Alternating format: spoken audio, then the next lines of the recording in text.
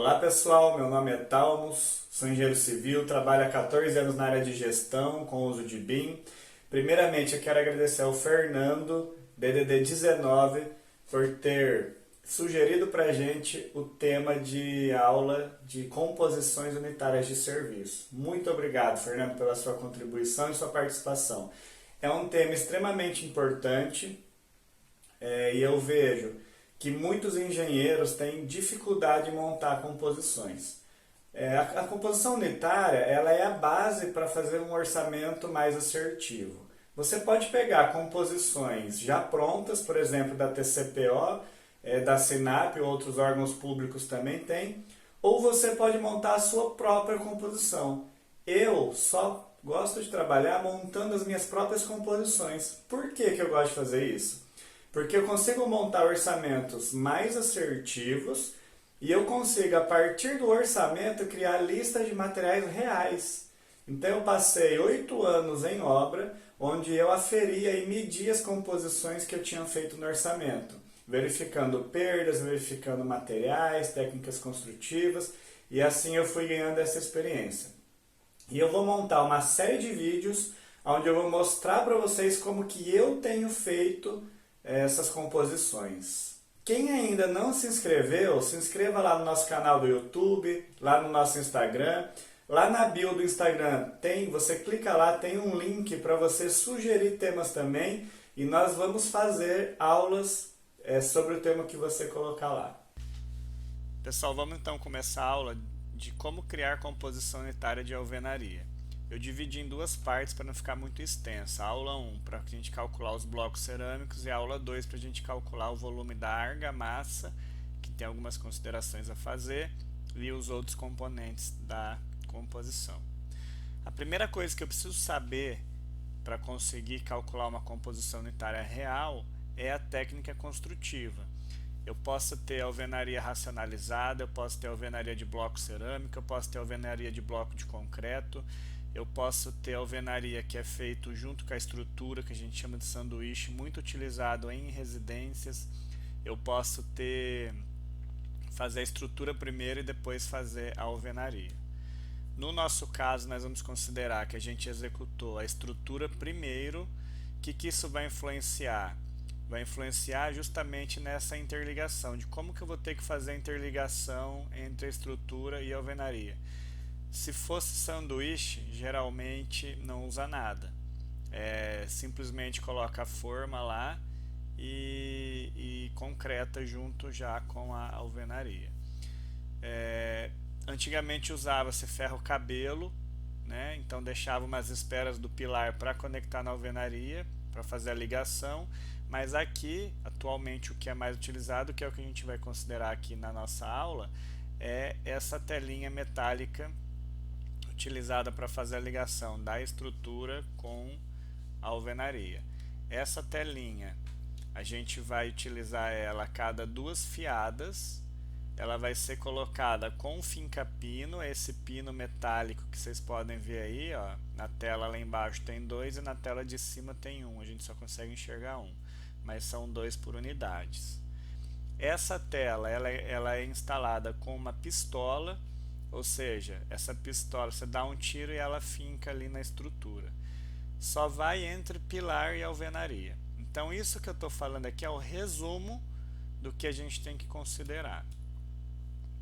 E nessa tela, vocês podem ver aí a composição em geral. Então, o que está em azul é o nome da composição unitária de serviço. Então, é uma composição para alvenaria de bloco cerâmico de 19 por 19 por 12. A unidade dela é em metro quadrado. Dentro dela, aqui, né, depois dessa parte cinza, então estão os insumos que eu vou precisar para executar essa alvenaria. Então está aqui a descrição de insumo na primeira coluna, o consumo por metro quadrado na segunda, que é o que nós vamos calcular aqui na aula, e a terceira coluna é a unidade do insumo por metro quadrado. Por que por metro quadrado? Porque a unidade da composição é o metro quadrado. E a gente quer calcular o consumo desses materiais para a gente executar 1 metro quadrado dessa alvenaria. Então, por isso que chama composição unitária, né? Então, eu vou ter aqui a quantidade de materiais para executar uma unidade do serviço. Nesse caso, a alvenaria é metro quadrado, então a unidade de serviço é metro quadrado.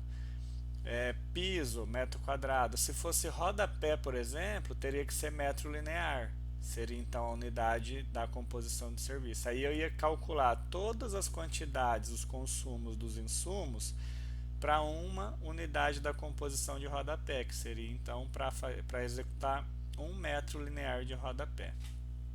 Bom, então a gente vai precisar aqui, ó, bloco cerâmico 19 por 19 por 12, argamassa de assentamento com cimento, cal e areia no traço 1 para 2 para 8. Eu que escolhi fazer isso, poderia ser qualquer outro traço.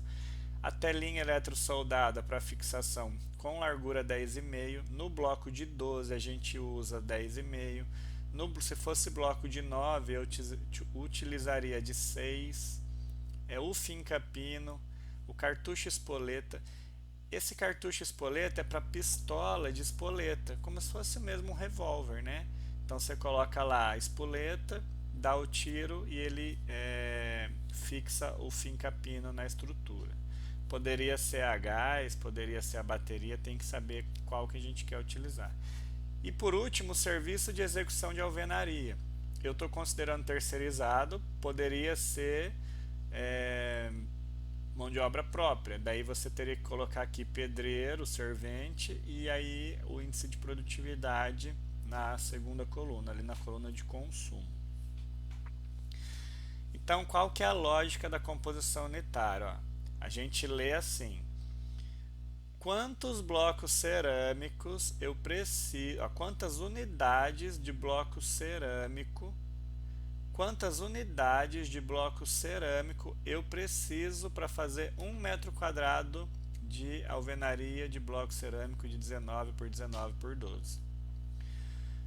Quantos metros cúbicos, na segunda linha, quantos metros cúbicos de argamassa de assentamento com cimento, cal e areia eu preciso para fazer 1 metro quadrado dessa alvenaria de 19 por 19 por 12? Quantas unidades de tela eletrosoldada de largura 10,5 centímetros eu preciso para fazer 1 metro quadrado da alvenaria de bloco cerâmico de 19 por 19 por 12? E assim por diante. Pessoal, já no começo aqui eu quero fazer um alerta.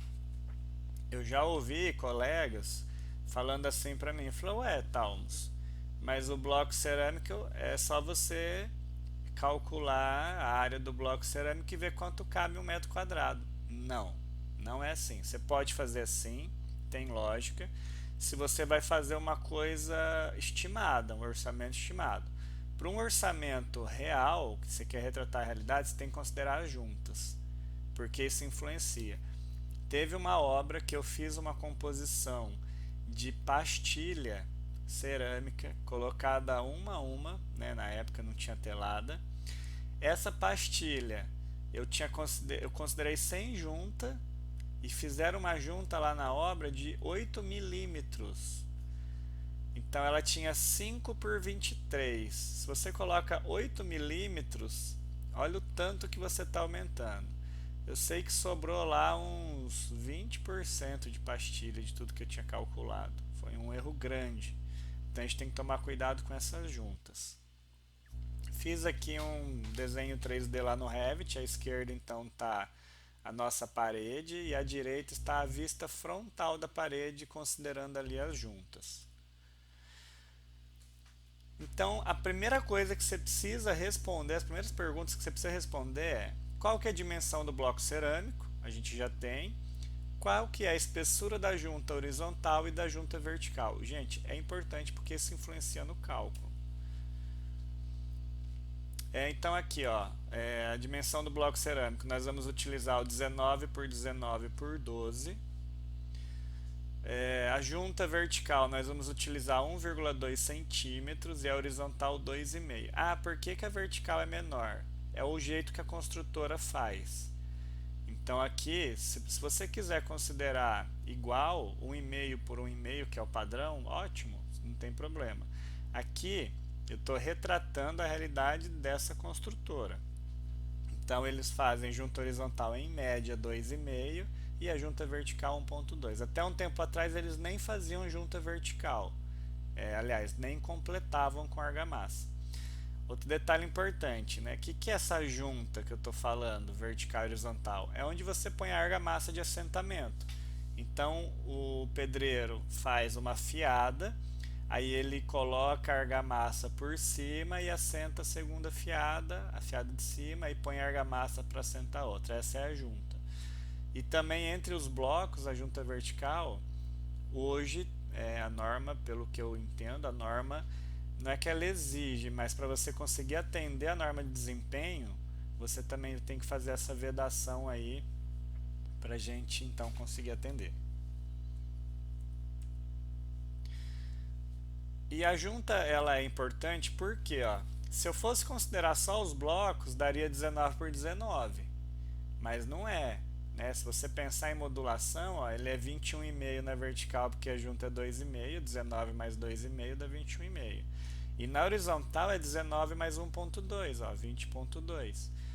Então essas juntas elas vão tomando espaço, né? Então você vai reduzindo a necessidade da quantidade de tijolo. Você imagina uma junta de 20 centímetros, um exemplo, né? Estou exagerando. Então você teria um tijolo e o espaço do outro tijolo seria preenchimento de argamassa. Então você estaria reduzindo a quantidade de tijolo por metro quadrado e estaria aumentando a quantidade de argamassa.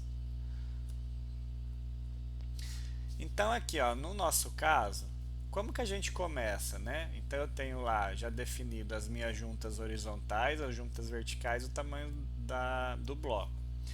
Eu vou colocar aqui a quantidade de bloco para me aproximar de uma unidade da composição, que no caso é o metro quadrado. Então eu vou colocar aqui, eu coloquei 5 na horizontal e 5 na vertical, porque 5 vezes 19, vamos falar, 5 vezes 20 dá 1. Então eu considerei assim, ó, se eu colocar no mínimo uma junta de 1, vai me dar 20 centímetros. 5 vezes 20 vai dar 1 metro. Claro que aqui, ó, deu um pouquinho mais. Se vocês verem na horizontal deu 101 e na vertical deu 107,5. Por quê? Por causa das minhas juntas, né? Então eu tenho 21,5 na vertical e 20,2 na horizontal. Se eu multiplicar isso por 5, vai me dar lá 101 e 107,5.